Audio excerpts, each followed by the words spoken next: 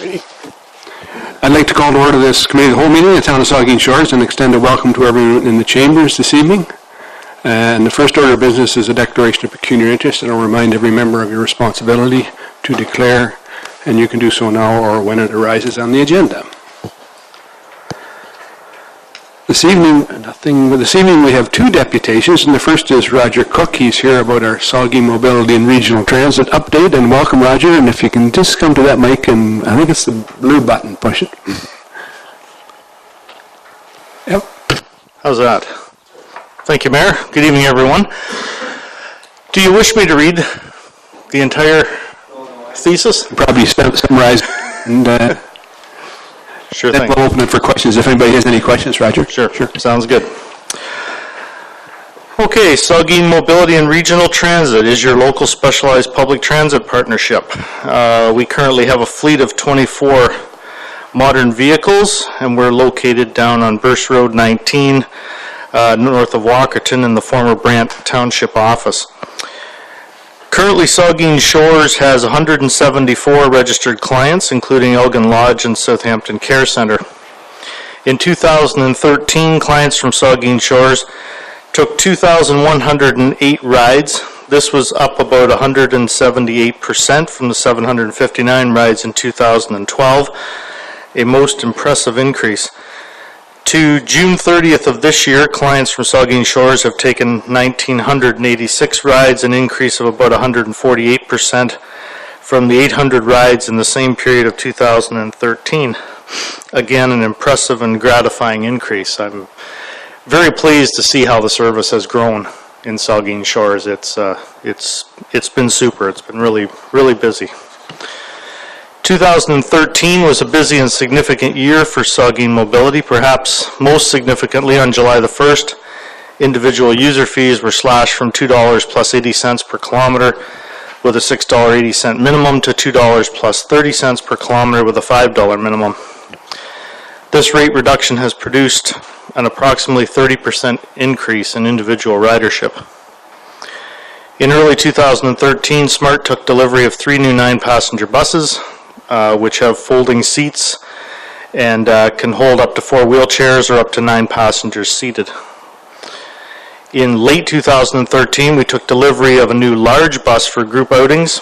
This bus can hold up to 14 wheelchairs or up to 30 passengers seated and is equipped with air suspension to provide a more comfortable ride for our clients, and it's been very well received by the groups using it. Thus far, 2014 has been a very busy year for SMART. Overall ridership to June 30th is up just under 40%. User fee revenue is up 20.5% over the same period in 2013. Individual ridership has been especially strong and is up almost 58% in the first 6 months, and indeed in May and June, perhaps April as well, it was up something like 80% year over year. So it's been doing very well. We've taken delivery of 3 additional 9-passenger buses this year, as well as 3 additional MV1 adapted vans. And we began service in Chatsworth under contract on April the 1st. And I'm quite optimistic that they will join up as a partner next year.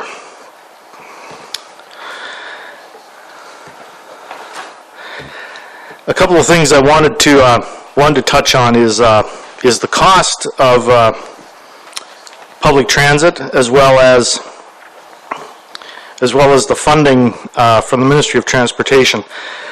Currently, the money we get from the Ministry of Transportation is capped at 75% of our local revenue, which includes municipal contributions, user fees, donations. I have been talking to the Ministry of Transportation about perhaps eliminating this cap on services like this that serve areas with low population density.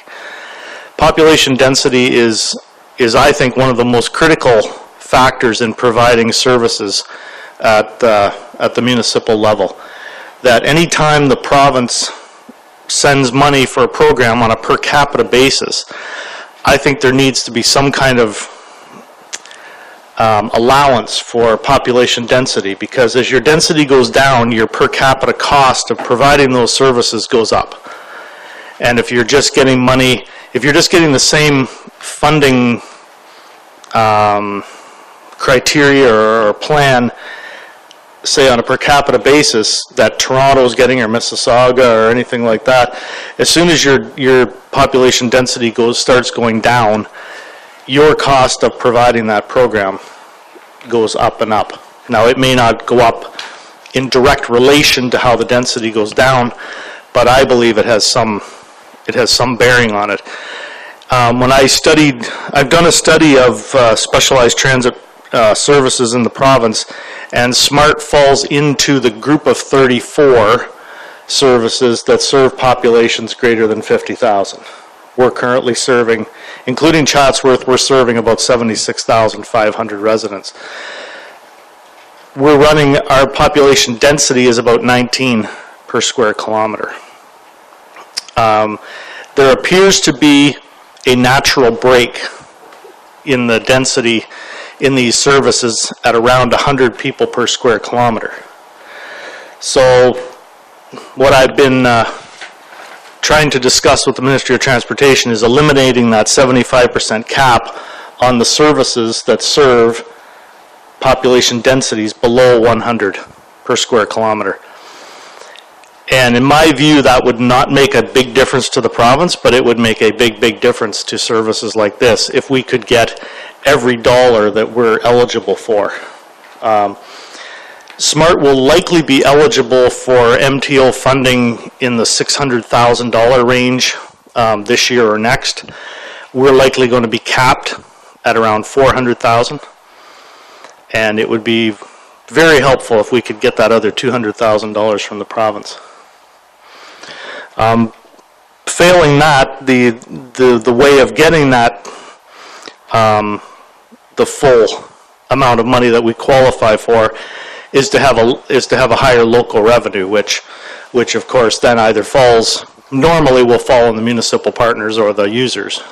So it would be helpful if the Ministry of Transportation, and I'm hoping we're going to have an opportunity at AMO in August to discuss that directly with the Minister, and hopefully we can get some traction there.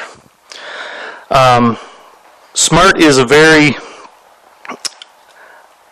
provides, I think, great value to the municipal partners that are involved. Our coverage this year of operational expenses by municipal contributions will be about 47%. Generally speaking, transit services like this in the population size range that we're dealing with, municipal coverage of expenses is something in the order of 87%.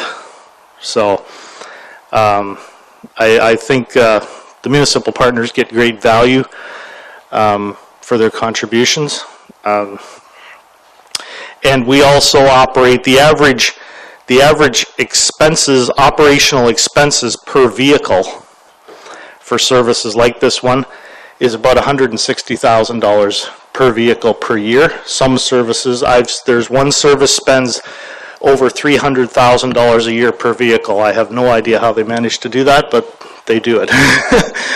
SMART, our expenditure is just over $40,000 per year per vehicle. So we're a very frugally run operation as far as I can tell from the statistics, and I think we provide great value to our partners. And I thank Saugeen Shores for being a partner, and I hope all is going well, and certainly if you have any questions for me, I'm welcome to take them. Thanks very much, Roger. Any questions or comments? Councillor Frost. Thank you, Mr. Mayor. Thanks, Roger. Just on the MTO, did you get any kind of feedback at all from them? Is there, like, other than wanting to talk to the minister, has there been any formal answer back? No. I was speaking to the one gentleman that is my contact at MTO when there was a transportation forum in Walkerton a few weeks ago, and he was there, and we had a chat about this, and he nodded his head a lot. He thought he understood the concept that density has a factor, or is a major factor. It's certainly a major factor for us. because we drive over such a large geographic area, and we have numerous clients who are going to London and Owen Sound and Toronto for various appointments and things. And covering those miles is very, very expensive, but it's a service those people need. Like Hanover Hospital is connected with hospitals in London.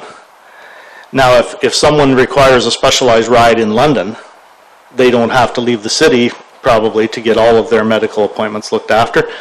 But if someone is referred from Hanover Hospital down to London, that's a lot of travel for somebody. And if they're riding with our service, it's expensive for no matter who's going. But they have to go. So no, I haven't had any formal response from the MTO. I haven't formally presented it to the MTO in a letter or anything like that, so I haven't had any response. It was just a discussion I've had with a couple of gentlemen from the ministry. The ministry does appear right now to be quite interested in rural transit. I detect a real shift. They actually have people in there who are looking specifically at rural transit versus urban transit. And of course, the Wynne government appears to be very committed to transit, so I am hoping there's going to be good things down the road shortly. That's good. Thank you, Mr. Mayor. Councillor Shildroth. Thank you, Mr. Mayor. Roger, could you go over again how people would get onto this service? There may be a few people in the community that don't realize that this service is here, or perhaps there's some new residents that moved in. Can you just give a quick overview of how one would call up and get hooked in with this service in this community? Thank you. Sure. Anyone can call our office at any time. The easiest way for those who can, or who are hooked up with the internet, is to go to our website. It's got all the information there, all the eligibility criteria.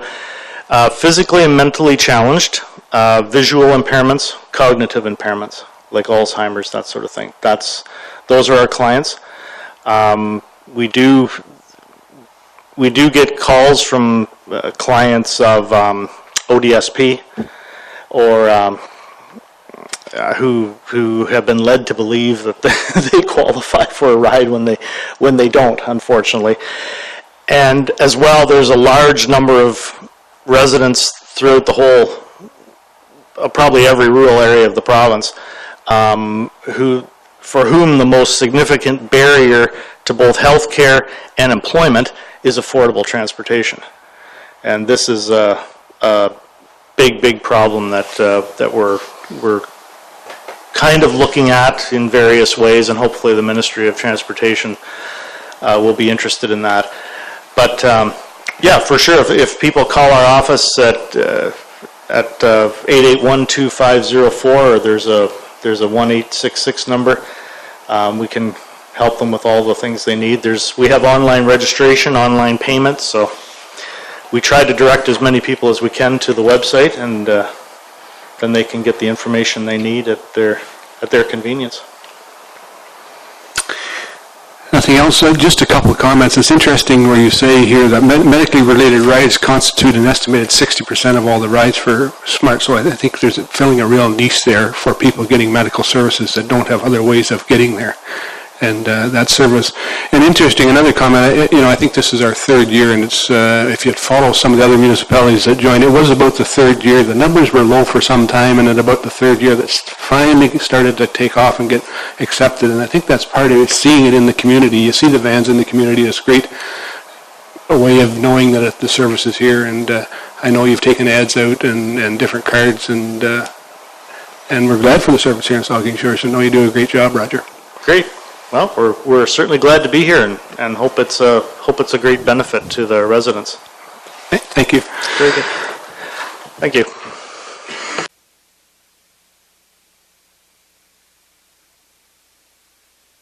The next agenda is Dan Wilsden and Madison Ashton, and they're here to talk about fundraising for a trip. So welcome, Dan and Madison. If you just come up to the mic there and you can...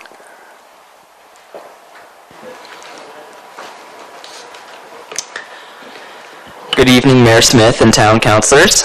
I'm Dan Wilsden, and with me is Madison Ashton, and the two of us were selected at the Canadian Pool Life-Saving Championships in Edmonton, Alberta in April to compete at Rescue 2014 World Life-Saving Championships in France this September.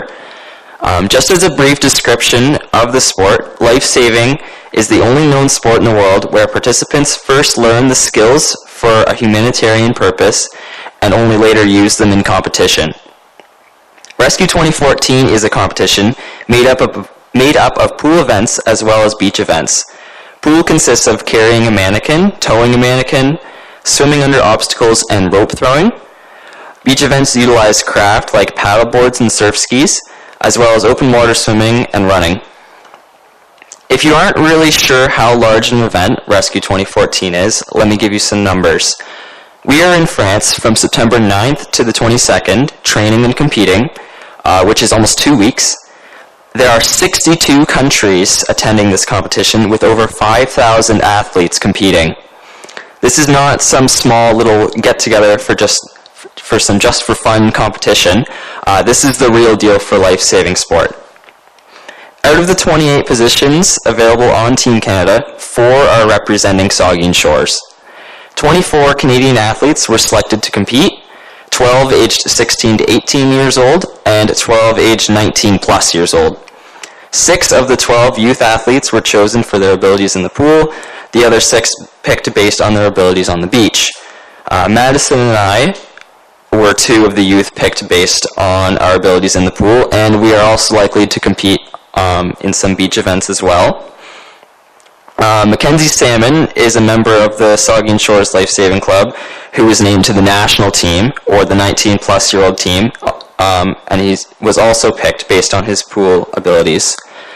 Shanna Reed, the aquatic supervisor for our pool here in town, is one of the 4 team management members. You may remember last year that we had 7 athletes and a coach represent Saugeen Shores last year in Australia, and another 3 athletes the year before, again in Australia. It really shows how dedicated our athletes, coaches, and management team are to the sport, and for how small of an area we are, we make up a significant proportion of the team. Most of the other athletes are from larger centers like Calgary, for example. For them, raising the $4,000 needed to go on this self-funded trip to France is not too challenging. We, however, are finding it to be quite difficult. So far, we have managed to raise some money through several events. Just this past Saturday, we held our very own Saugeen Shores Rescue 2014 competition that allowed for some of our junior athletes to compete as a team with our senior athletes. Our families have also held a bottle drive on July 11th here in Port Elgin, and we are continuing to offer a bottle collection service all summer, so if you have any empties you'd like to donate, we'll take them off your hands. We are continuing to sell these I Support Life-Saving shirts for $30, and if you'd like to try one on at the end, feel free, we've brought plenty. And we are also holding a draw for this signed Curtis Joseph jersey for tickets going for $20 each. We've been on 98 The Beach. We've been announced on Country 93. We've been in the Saugeen Times, the Shoreline Beacon, and the Marketplace. Yet we are still finding we are lacking the support from the town and community that we'd hoped for, and the support from the town and community that we need. We are here today in hopes of raising some awareness as to the significance and importance to what we have been named to, and to raise some town and community support for our endeavors. Does anybody have any questions? Councillor Go. Thank you, Mr. Mayor. Thanks, Dan and Madison, for coming out and doing the deputation. I think this is a first step in getting some publicity and getting some participation from the town. And knowing some of the things that the town has funded before, I mean, as far as the community itself, I don't think you're going to have any problems getting to that $4,000. And I thank you for representing Saugeen Shores and Canada in France. What I would suggest is maybe contacting some of the local service groups that might be able to support you as well, like the Rotary Club, or there's a number of clubs out there that might be able to help as well. And I'll take a shirt, large, please. Okay, thank you. We have contacted several support groups, the Rotary Club, the Optimist Club, the Lions Club, and the Probus group, and we've only received one response from the Probus group, and it was a no, so.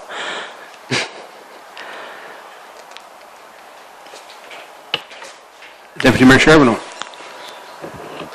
Thank you, Mr. Mayor, and thank you, guys, for your presentation, and congratulations, first and foremost, on being selected to go to this competition. It's got to be quite an honor, and we're certainly honored to have you here and making this presentation. I think the one thing I would suggest, Mr. Mayor, is that the town of Saugeen Shores itself could make a contribution, potentially, to this. I know that we have supported other individuals going off to various events representing the town of Saugeen Shores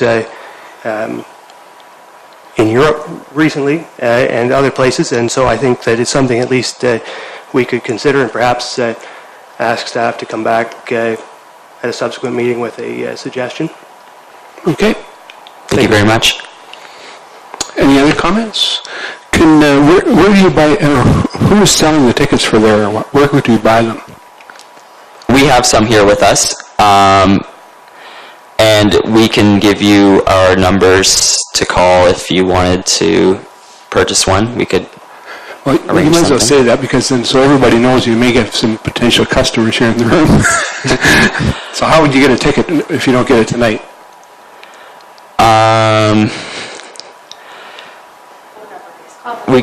You can call us, and I guess we could bring it to you. So would you like our numbers? Sure. Okay, the Williston family is 519-389-5440.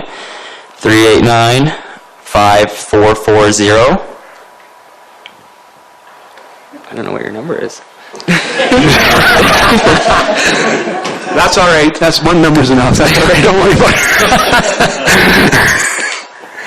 Well, thanks very much for coming and telling us about it, and good luck as you go over there. Thank you. We're quite proud of you here, so thank you.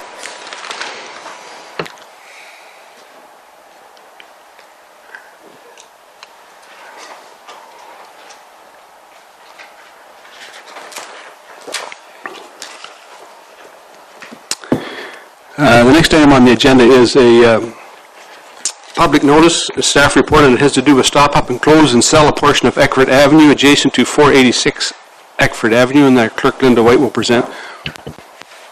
Thank you. The owner of 486 Eckford Avenue, Ann Fraser, has applied to the town to purchase the section of unopened road allowance located between her property and the publicly maintained Eckford Avenue road allowance. This section of the unopened Eckford Avenue road allowance is surplus to the municipality's needs, and if required by Mrs. Fraser, the land would provide legal access to her property. Prior to selling the land, the town is required to complete the declaration of surplus land and road closing processes in accordance with the established procedures. The applicant has provided a $5,000 deposit toward the completion of the road closing process and purchase of the land. The applicant is responsible for all associated costs, including the advertising, surveying, legal fees, land transfer tax, and purchase price of the land. Based on the 2014 appraisal, the land is valued at $3 per square foot.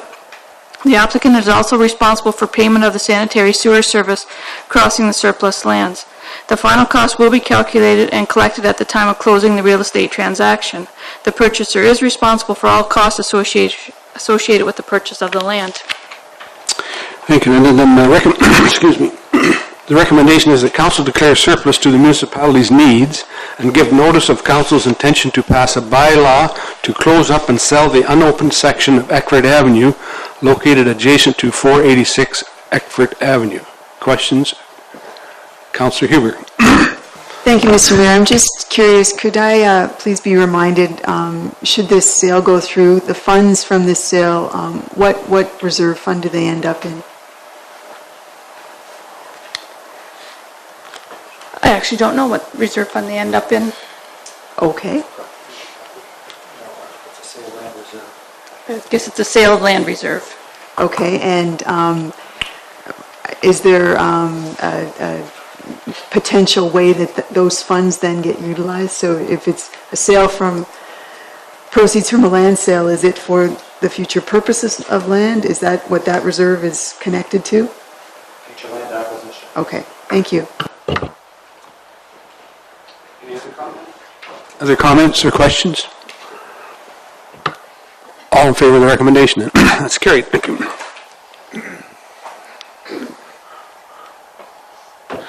The next item on the agenda is a general government staff report, and it has to do with an accessibility grant application, and Kate will present. Thank you, Mr. Mayor.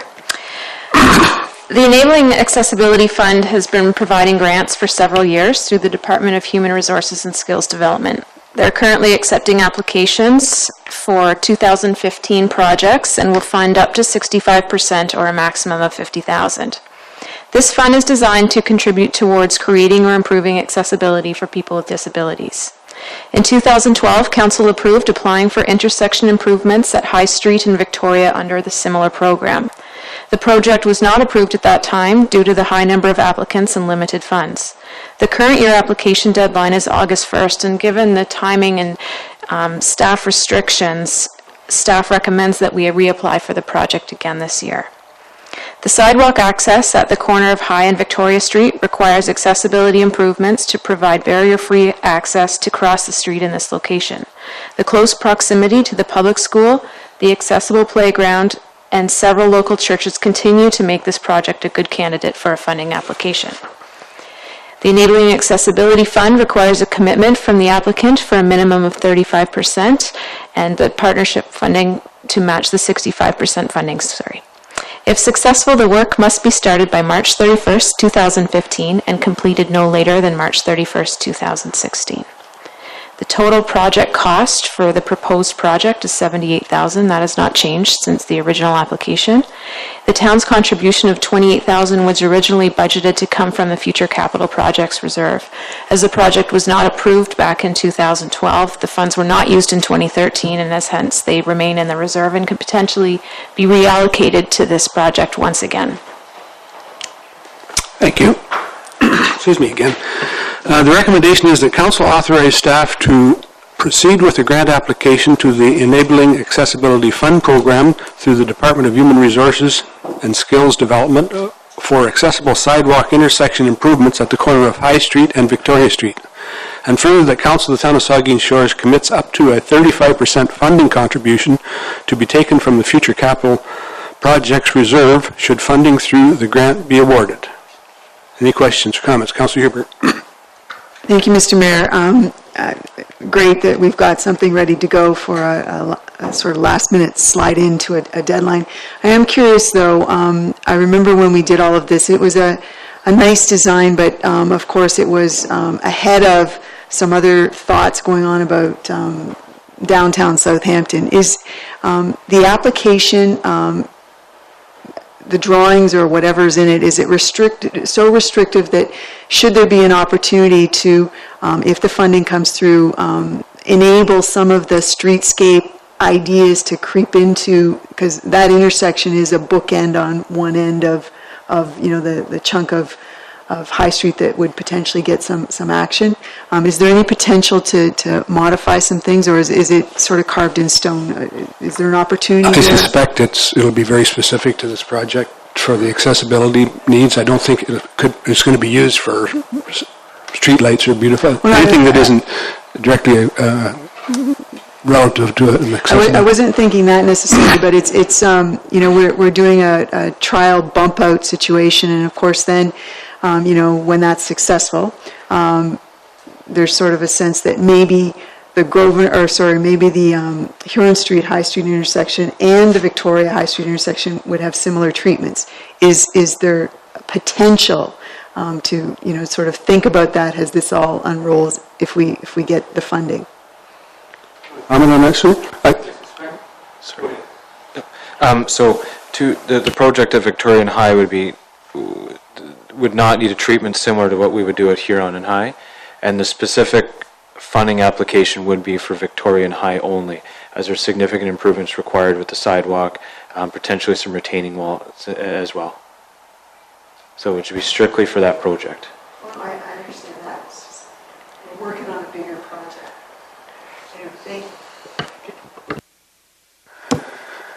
Other questions, Councillor Frost? Thank you, Mr. Mayor. On that, well, to comment first, I've heard on media Larry Miller speaking about this program, and he's encouraging people over in Gray to take advantage of it and get their stuff in by the August 1st deadline. I haven't heard Ben yet, but I'm sure he's doing the same thing. The question part of this is, with the things that you mentioned in here that we have for that intersection, part of the application, does it include the mention of the new band shell and what our plans are there to make it accessible as well? Would that be part of this application to kind of persuade them? I'm still finalizing the application, so certainly we're going to look from all departments to see what aspects we can include. So one of the criteria is to make an accessible corridor between municipal infrastructure. So certainly the park, the museum, the band shell, and the downtown would all play a part in that. Deputy Mayor Charbonneau. Thank you, Mr. Mayor. Stu, so I'm just wondering, so you're just finalizing the application now, still finalizing the drawings and what exactly this is going to look like, or what you hope it's going to look like? Is it your intention then to circulate a design? It's been a couple of years since, I assume there was a design in 2012 that we looked at, but it's been a couple of years and I just don't have a clear recollection of it. So you'll circulate that, and particularly circulate it to DRAC at some point? As soon as it's finalized, it's mostly conceptual until we receive some funds and get some money to get out there and get some surveying done. Okay, thanks, Mr. Mayor. If there's no further comments, then all in favor of the recommendation? That's carried.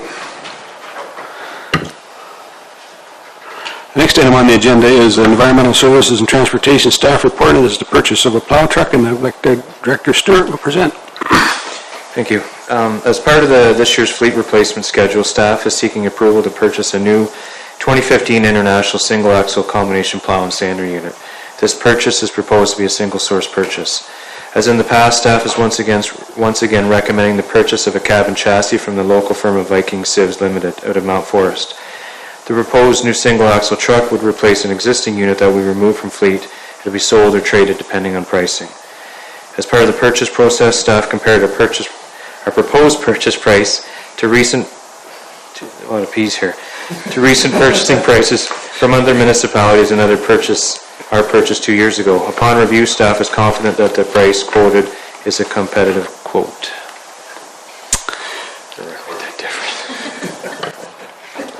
Thanks, Stuart. The recommendation is that Council authorize the single-source purchase of a new 2015 International 7500 single-axle combination plow and sander unit from Viking Sieves Limited for the quoted amount of $178,739.64 plus applicable taxes.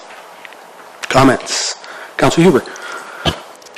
Not that I want to think about the sidewalks and the roads being covered with snow to be plowed, but what's the timeline for receiving this?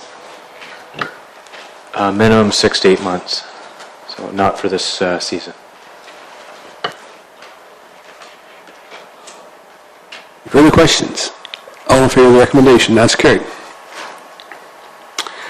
The next item on the agenda is Community Services, Parks and Recreation Staff Report, and has to do with the special event of Touch a Truck, and Jane, our Director of Community Service, will present.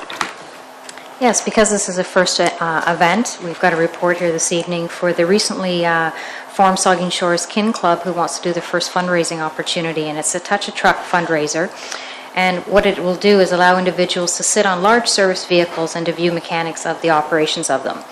The event is scheduled for Saturday, August the 23rd from 11 till 3 p.m. And the vehicles that they're anticipating are coming from the fire, police, and ambulance services, municipal vehicles, as well as construction and contractor vehicles. They're anticipating 8 to 12 vehicles to be in the compound of the flea market at the Port Elgin Main Beach, and there'll be an entrance fee for participants to access the vehicles. There will be a picnic tent erected and for barbecue purposes, and the town of Saugeen Shores has been named as an additional insurer on the policy. The proceeds from Touch a Truck will be given to the Bruce County Museum and Cultural Center for the World War I Trench exhibit.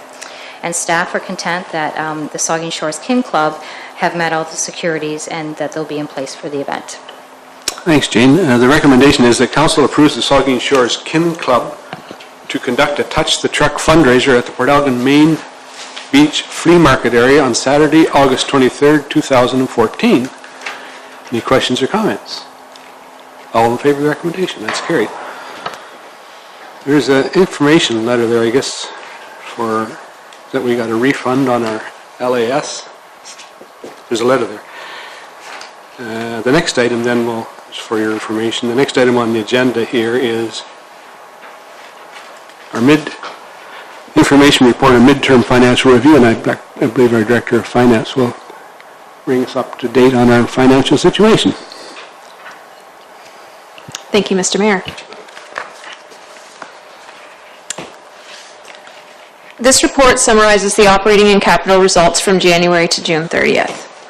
The harsh winter has been a contributing factor to some of the negative variances to budget. This can be seen obviously in winter control, but also in other departments such as the building department, where the late spring pushed back the construction season, resulting in decreased permit revenues. Increased winter control meant more fuel usage. This impact is intensified by rising energy costs. The Ontario CPI for energy sits at 13% over June 2013. This compares to the index for all items excluding the energy component, which is stable at 2%. Not all supplemental assessment batches have been received to date. About 240 has been recorded thus far, which is slightly below this time last year. This revenue is not budgeted in until and may ultimately be used to offset negative variances in other departments. Council and election expenses are in line with budget and may even generate a small surplus at year end. While Westario dividends exceeded budget, the interest rate on the other Westario investment dropped from 5.47% to 4.12% effective January 1st. This decrease in interest revenue perfectly offset the increase in dividends and will have no impact on the surplus this year. The unbudgeted grant in lieu of development charges committed to Habitat for Humanity will be charged to corporate donations. CAO, clerks, finance, and IT are in line with budget and prior year. Lower call volume in fire services in the first 6 months has resulted in lower than expected volunteer wage commitments. Also, due to the fire prevention officer being hired slightly later than budgeted, there is a positive variance due to wage gapping that's expected to persist to year end within fire services. Discussions with the police chief indicate that overall that department is tracking below budget.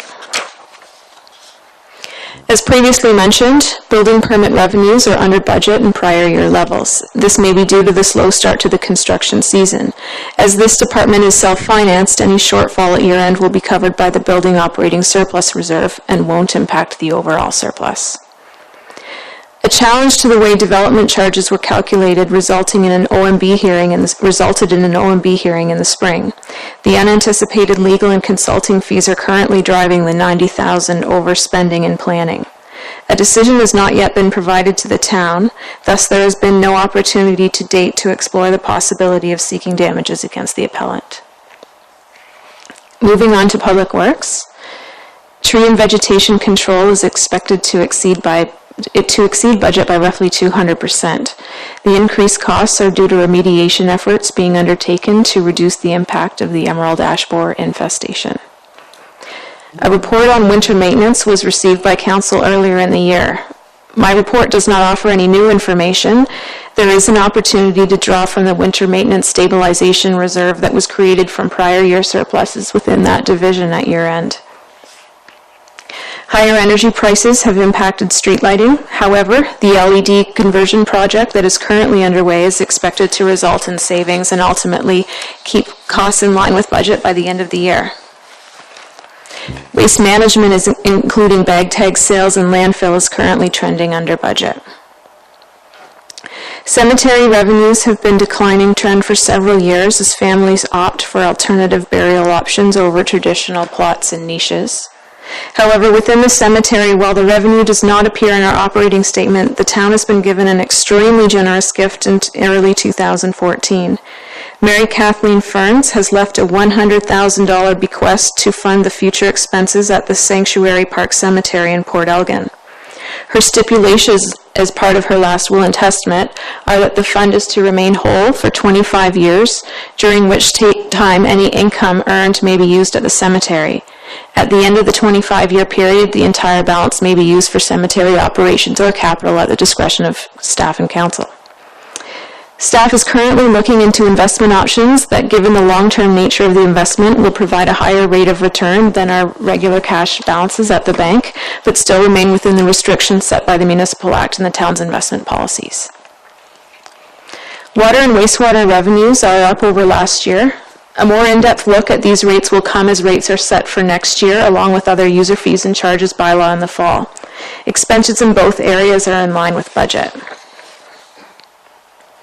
Within community services, $14,000 received from Bell Canada for lease of space for their tower at the airport was not budgeted in 2014, and this generates a small surplus of funds. ActiveNet is an online registration tool. Was implemented in 2013, which has resulted in increased costs per transaction for program registration and facility bookings. The increased cost is offset by savings in staff time, a savings that is expected to grow as more residents and users register for programs online. Program fees will be evaluated as part of the user fee review in the fall to ensure that they are high enough to offset the increased costs in transaction. Since going live in September 2013, 57% of registrations were made online. Fill rates for programs in June were 93% and 99% for swimming lessons. The winter was particularly hard on docks within the harbor. Maintenance costs incurred to repair the docks, plumbing, and electrical damage from ice flows currently sit around $40,000. An insurance claim has been made, however, the deductible of $10,000 will have to be paid by the town. Revenues are trending higher than this time last year at the tourist camps. So the bottom of the report summarizes the variances that I've just discussed. Staff will continue to closely monitor actual results and look for savings in other areas. Council can look forward to an updated report later in the fall summarizing the results of the summer months to September 13. While it's difficult to report on capital at this time, as the majority of major projects are still in progress and invoices, even though for those that are complete, have yet to be received. Attached as an appendix to this report is the status of capital projects to date. I'm very happy to have Stuart and Jane here with me tonight to help me answer any questions that council may have. I might just quickly, if you have the capital report, I'll just go over the columns. There's the description of the capital projects. The next column shows if any of the project was to be funded from the tax levy, how much that would be. And then the following column, total finance, that's the total budgeted cost of the project from all funding sources. And then the highlighted yellow there at the top, the actual total projects to date is any invoices that have been received and paid. And then we just have a manager's initial that I've assigned to each one and the current status with their comments. I'll open that to questions. Thanks very much, Kate. Any questions for Kate? Comments? Councillor Frost. Thank you, Mr. Mayor. I'm just going to go back to that report again, Kate, and it was just up at, I went and followed you, and now I had to go back on this thing. It was about, I think it was in building department. Yes, it was. My question was just basically on the transfer, the building operating surplus reserve of $215,000. Just what does the building department keep that reserve for? It would be for years such as this, and when we budget for revenues and expenses to remain stable, any years where you have those higher than expected permits would go in to offset years that perhaps this is one where you don't generate the revenues sufficient to cover off your stable cost, wages, and department fees. Oh, okay, thanks for that. And maybe, I'll ask closer to budget time, but my thought on that is that we get an idea of how that's been sitting and if it's something that we can use later on to help at budget time. But when we get closer to that, I'll ask the question then. Thanks, Kate. Thank you, Mr. Mayor. Councillor Huber. Thank you, Mr. Mayor. It's a question for Stuart. Stuart, in the capital list, we talked for quite a few years about an additional storage facility in Southampton. I noticed that the project looks to be complete, but it was the $70,637 that was budgeted, it only cost $2,624. Is that a typo, or did you magically wave a wand and create something? Well, we do our best to save money. I think that's a bit of a miscalculation there, and I think I must have missed that. But when we originally budgeted that for, there was some DC-approved money there as well, so we just have to to consolidate that and get it sorted out. But it did pretty well just come right in under budget from what we originally estimated. Deputy Mayor Charbonneau. Thank you, Mr. Mayor. And Kate, first, this was an excellent report, really well done, and really very clear report, and good to see. It's great to get this sense of where we're at this time of year, and so thank you for that. I just had a question, maybe a half question, half comment about the waste management line. You glazed over it quickly there and said that it's all going to come up under budget, which includes the revenue line. And by the looks of it, I guess what I don't get from the report is just how significantly under our projected revenues we're going to be in terms of bag tag sales. What you project? We're about 10,000 below this time last year. Pardon me, and trending towards 25,000 under budget by year end. And this might be catching you a bit off guard, but what are our total bag tag revenues supposed to be? I mean, just as a percentage, like how big an offset are we looking at there? If you can't answer right now, it's fine. But just something that just dawned on me while I was looking at this. And then the question too is that we're also our tipping fee revenues are also not projected to come in at budget, and that we have not achieved the budget for several years, which I guess is a bit of a concern. I suspect we'll be maybe looking at a recalibration of that budget line for 2015. But I'd just be interested to know, sort of how we're looking in terms of how big a shortfall on that department we're going to be looking at. Any idea? Have I talked long enough have I vamped for you long enough to get you there?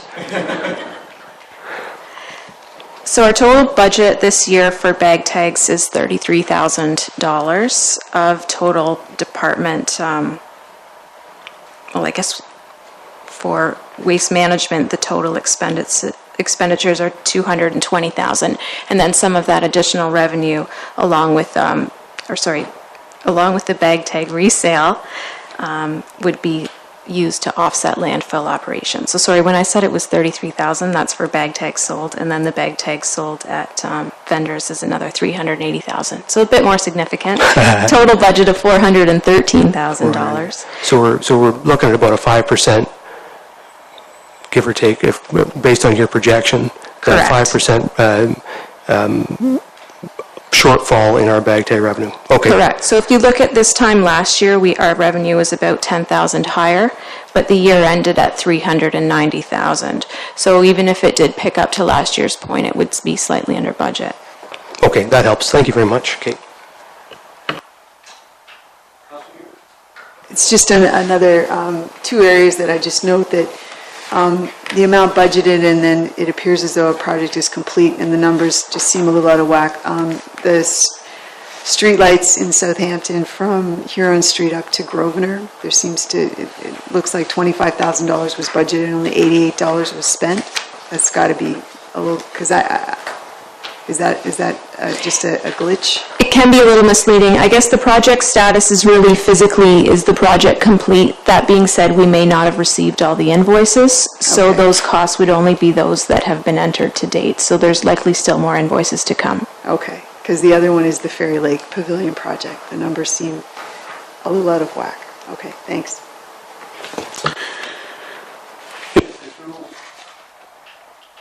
No further, then thank you very much, Kate. It's always nice to get I like to report, it's always nice to get this information, good or bad, but it gives us a better idea about some of the things that we need to be doing for the rest of the year, and what we've got to look forward to at budget time, so thanks very much.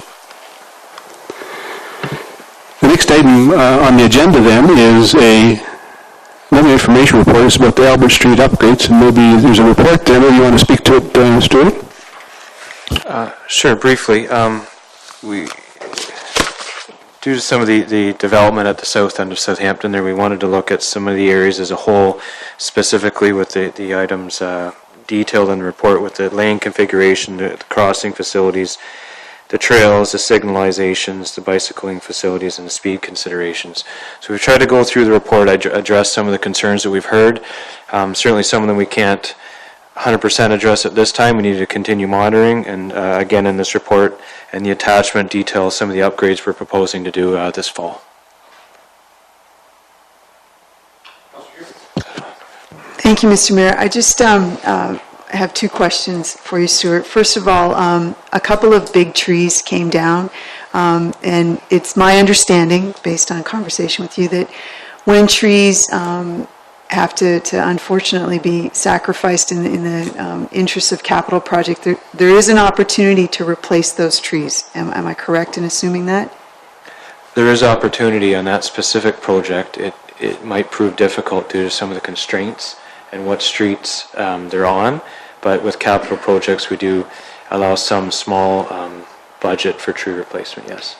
Okay, well, I would respectfully request that, that we do our best to replace them in that neighborhood.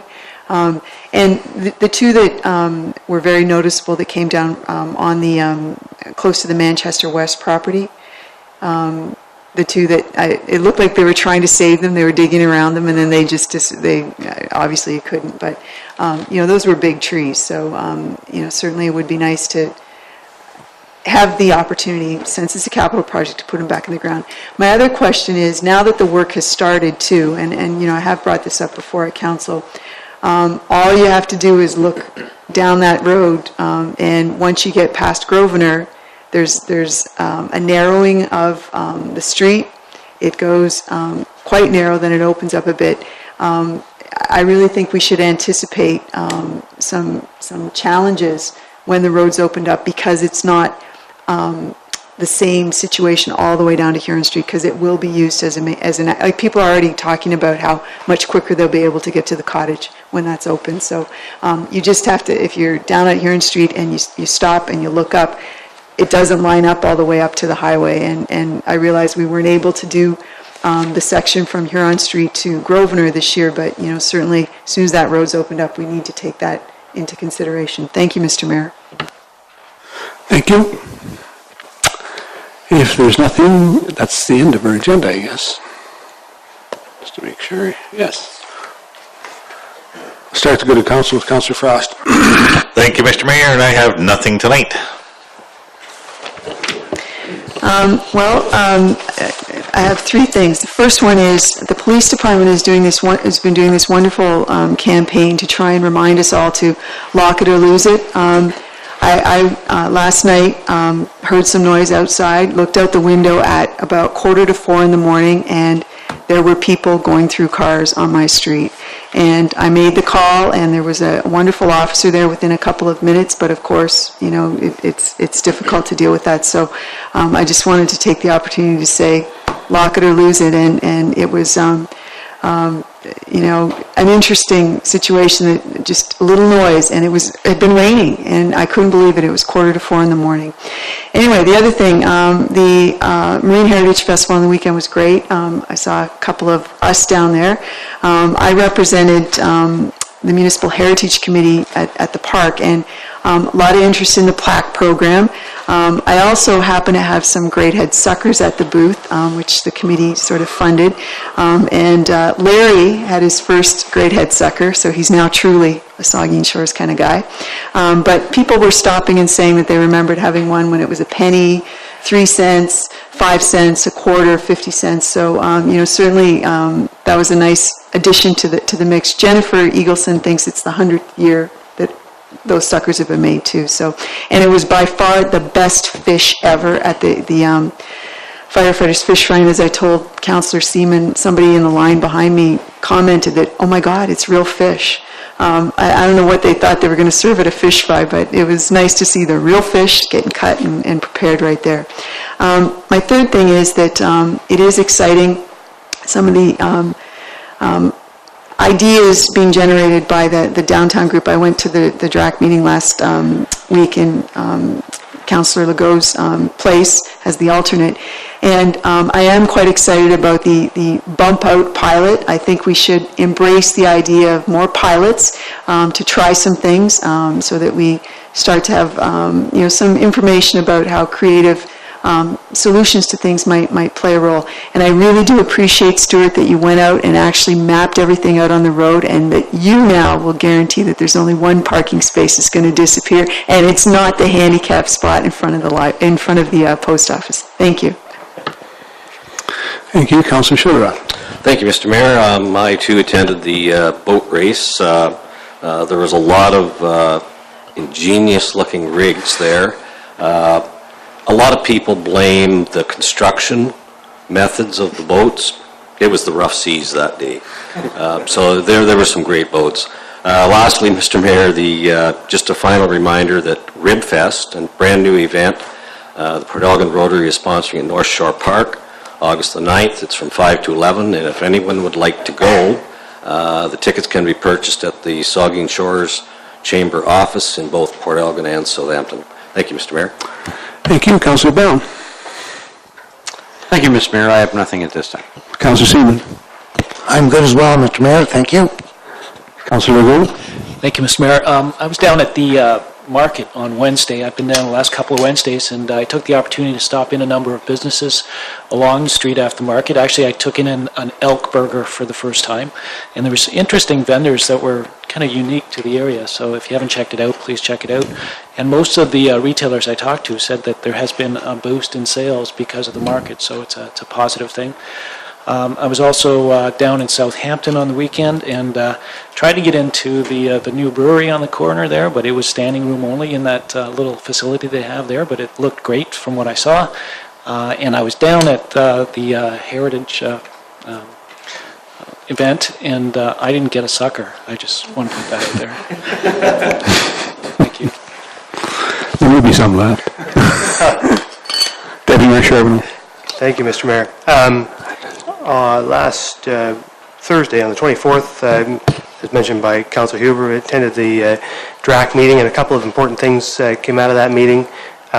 One, the Port Elgin community toolkit was approved by DRAC and will be coming to this table at some point. The Southampton toolkit is going back, needs a little bit more work, and so I think the most important message I think that council needs to hear from DRAC on that point is that we're going to get these documents right before they come up to council. I think we want to have as much consensus around these documents as we can before we send them to council, so that you all get a document that you can be confident is supported by as much of the community as we can. And I think that these are going to be really important documents that we're going to use a lot in all sorts of aspects of the hardscaping and work that we do in the core areas over the coming years. So we want to make sure that they're pretty broadly accepted, and we're trying to do that work and to get that done. And on the a sort of similar note with regard to the bump outs, council will be considering at regular council the bump out question. I wanted to pass along to council that project received the endorsement of DRAC, and I think there's a lot of excitement there to see, as Councillor Huber mentioned, to see pilot projects like that be picked up by town staff so readily and implemented. And I think everybody's just really eager to see that project and ones like it move forward. And so it certainly received a lot of support at the DRAC table. And I was at the Outlaw Brew Pub on a quieter night, and it's awesome. You should all go there. Thank you, Mr. Mayor. Thank you. I have nothing, so we'll take a motion to adjourn. Tom and Diane, all in favor? Carried.